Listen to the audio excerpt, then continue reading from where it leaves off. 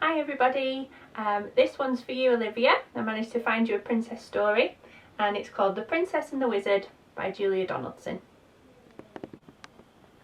The Princess and the Wizard. It was Princess Eliza's birthday. She was just blowing out the 7 candles on her cake when a wicked wizard flew down the chimney and into the room. "Why didn't you invite me to your party?" he thundered. "Because wicked wizards like turning people to stone," replied Princess Eliza.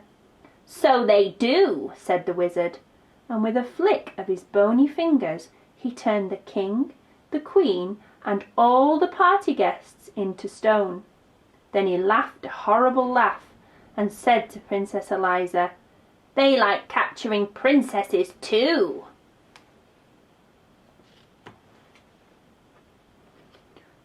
Just then there was a whirring of wings, and in through the window flew the princess's fairy godmother. She was late for the party.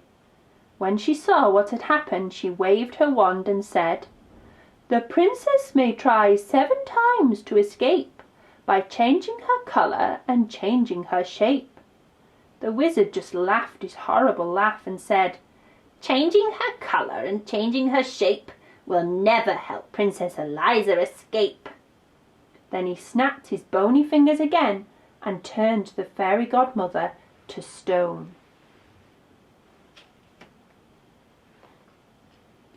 The wizard whisked the princess up the chimney and carried her away to his tall, dark castle. He locked her into the cellar where she cried herself to sleep. The next day was Monday. The wizard unlocked the cellar door. He was holding the big red book which contained all his magic. "This is your first chance to escape," he said.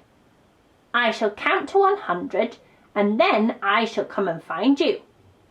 He opened his book, closed his eyes and began to count.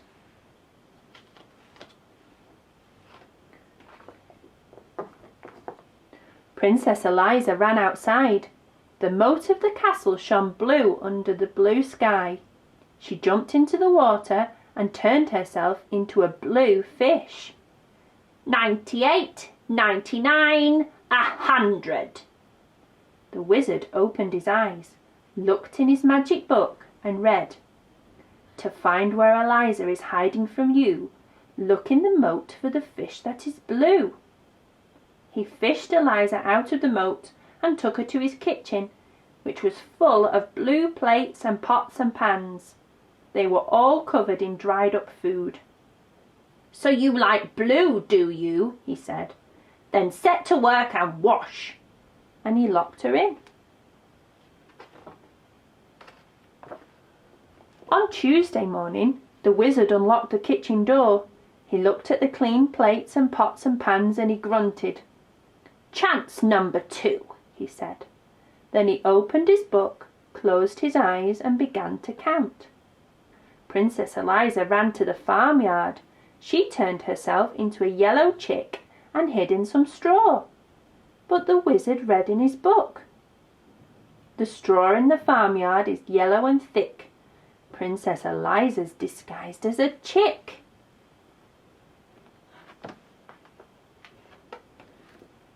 He scooped Eliza up and took her to a cupboard which was full of yellow socks. They all had holes in them made by his pointy toenails. "So you like yellow, do you?" he said. "Then set to work and darn." And he locked her in. On Wednesday morning the wizard unlocked the cupboard door, looking at the darned socks and grunted. "Chance number 3, he said. And he opened his book, closed his eyes and began to count. Princess Eliza ran to the meadow. She changed herself into a green grasshopper and hid amongst the grass blades. But the wizard read in his book, "The grasshopper princess is easily seen, chirping away in the meadow so green." He caught Eliza in a net and took her to his green bathroom. The bath, basin, walls and floor were covered in the wizard's slimy toothpaste. "So you like green, do you?" he said. "Then set to work and wipe." And he locked her in. 3 more days went by. Each day the princess tried to escape. On Thursday she turned herself into an orange fox and hid in a pile of orange leaves. On Friday she turned herself into a purple butterfly and fluttered among some purple flowers. On Saturday she turned herself into a black cat and lurked in a black tunnel. But each time the wizard found her and gave her yet more work to do. On Sunday morning the wizard came onto the roof where Eliza had been scrubbing the sooty chimney pots. Instead of grunting, he laughed his horrible laugh. "This is your last chance," he said. "If I catch you this time, you must stay and work for me for the rest of your life." Then he opened his book, closed his eyes, and began to count. Princess Eliza turned herself into a white gull and flew up into a cloud. But as she hovered above the roof where the wizard was still counting, she saw the words forming on the page of his open book. "So that's how he finds me," she cried. "I shall never escape." Then she had an idea. She turned herself into a page of the wizard's book, a perfectly blank white page with no writing on it. 98, 99, 100. The wizard finished counting and began to read his book. The princess turned into a bird in the sky. She hid in a cloud, then she had one more try. That was the end of the page. The wizard turned over to read more, but there was no more. The next page in his book was blank and white.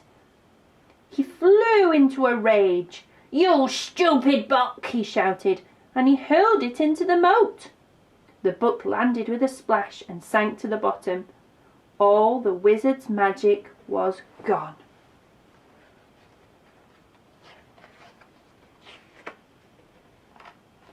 At that moment in the palace, the king and queen and all the party guests came back to life.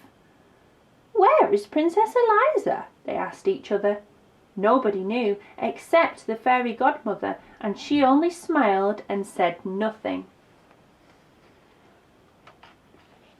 Princess Eliza had turned herself from a white page into a blue fish and was swimming to the edge of the moat. She turned herself into a yellow chick and ran across the corn in the farmyard. She turned herself into a green grasshopper and hopped over the grass. She turned herself into an orange fox and raced through the orange leaves. She turned herself into a purple butterfly and fluttered over the purple flowers. She turned herself into a black cat and streaked through the black tunnel. Then she turned herself into a white bird and flew all the way back to the palace and in through the window. She perched on a chair at the tea table and changed herself back into a princess. The king and queen and all the party guests hugged her. Then Princess Eliza cut her birthday cake and everyone had a slice.